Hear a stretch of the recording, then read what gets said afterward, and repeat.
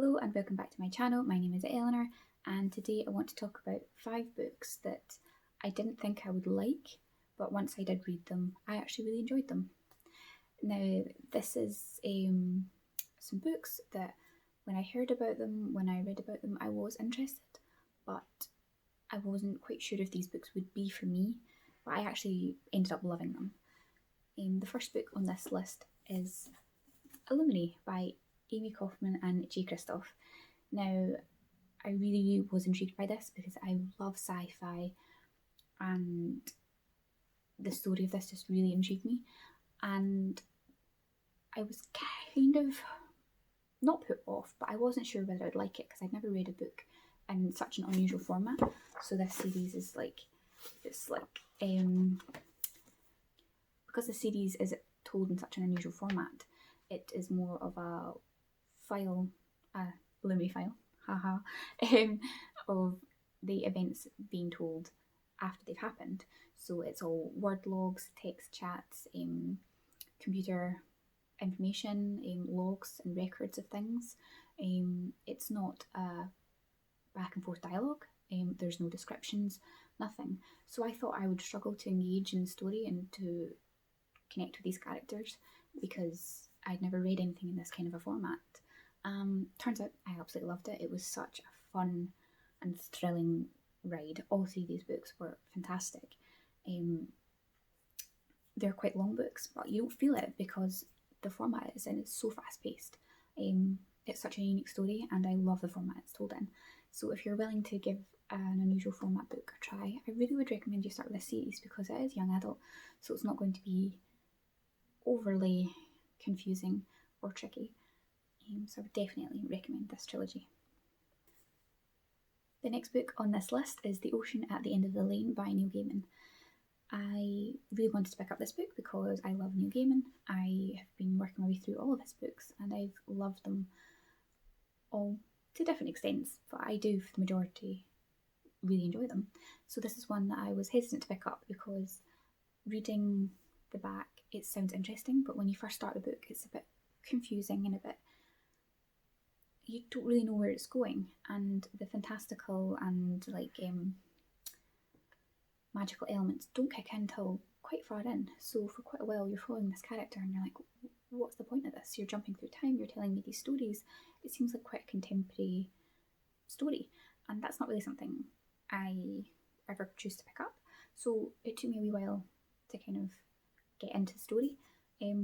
But I did persevere because it is a short book, so I thought I might as well just finish it because it's Neil Gaiman and I wanted to read all his books. But then when you do get into those elements that are fantastical, it really, really enriches the story. It's about like a murder and a body being found, and it's following 3 generations of women and this man connection to them through time. And there's also just a little bit of magic in there too. And it is a really lovely story and it's beautifully told. I think Neil Gaiman does a really good job of telling the story. So if you're not put off by that, I would recommend it. And it is quite a quick read. And it's just told in Neil Gaiman's quirky style. The next book on this list is Dead Mountain, The Untold True Story of the Dyatlov Pass Incident by Donnie, Eichar. I hope I've pronounced that right. I don't have a physical copy of the book, I listened to an audiobook.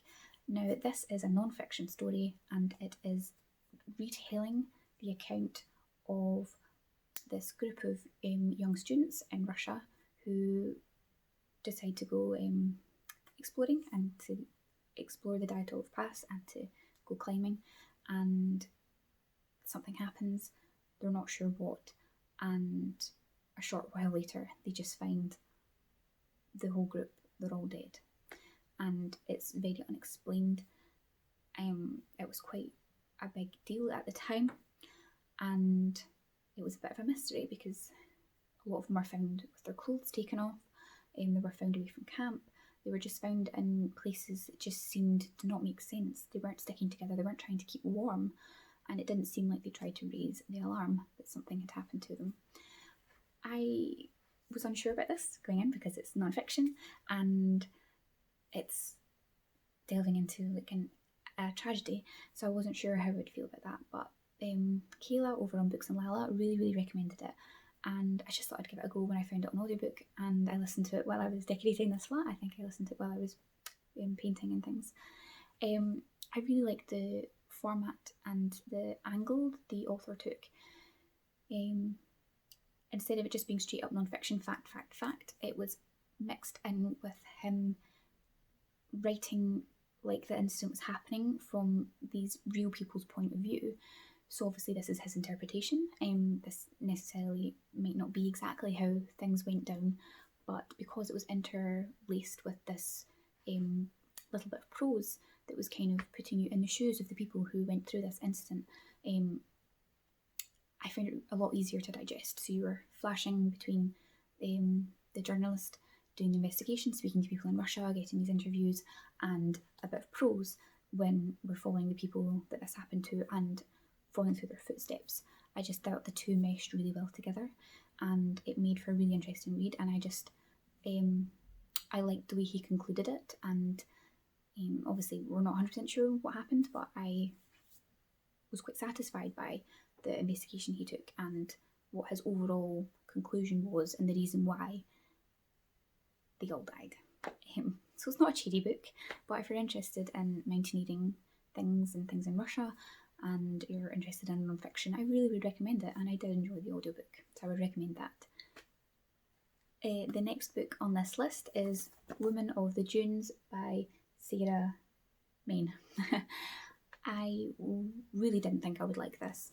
This is a kind of set in two timelines, so it's a contemporary mystery fiction mixed with a bit of historical mystery as well. So it's set in two time periods. I picked this up at my church vet. I got it for like 20 pence. So I thought I would just give it a go because it is the tagline, "A mystery lies buried in the wilds of Scotland." I am from Scotland. I haven't really read many books set in Scotland, and I certainly haven't read anything contemporary set in Scotland. So this really interested me, and it was following a young archaeologist, and they're up north in Illuminae, and they're doing an archaeological dig, and they're delving into the history, and it's a bit following a bit like a it's not fantastical, but because of the archaeological dig and the area that they're investigating, it has a lot of connection to like folk tales and things like that. So overall, that kind of just really intrigued me, and I thought, I'll just give it a go. I'm always willing to try things even if I don't think I'll like it, but I actually really enjoyed this. The mix of the two time perspectives, the intrigue about the murder mystery spanning through time, and it being about archaeology, it all just kind of came together in a really well-rounded way in a story that I actually really enjoyed. And this isn't normally something I would ever dream of picking up. It's also a bit of a romance as well. So if you're interested, I really would recommend it and check it out.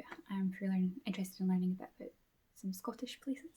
I really think Sarah Maine did it justice. I think when I originally talked about this book in one of my wrap-ups, I think I researched that she's English, so she's not Scottish, but she did do justice in my opinion. And the last book on this list is The Bear and Nightingale by Katherine Arden. This book is set in medieval Russia, and it's about folk tales, and you're following like this young girl into womanhood and her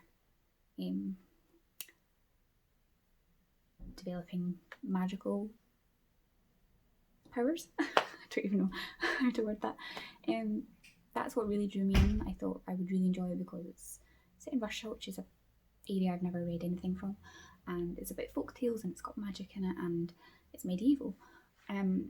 What made me unsure if I would like this is I'd read some reviews beforehand and heard that it was a very slow paced book, especially this first one, because this first one you're following this young girl, Vasya, over her childhood and up till adulthood. So it's a very slow book, and I don't do slow books. I have a few exceptions. This is one of them that I've managed to get through and ended up loving. So don't be too put off if you don't like slow books, because if this does intrigue you, definitely give it a go and just persevere, because it is a really worthwhile story. I've only read the first 2 books. I haven't concluded the trilogy yet, which is shame on me because I have really enjoyed it and I should finish it soon. But yeah, so that was 5 books that, going into them, I wasn't sure whether I would like them or not, but I ended up loving them.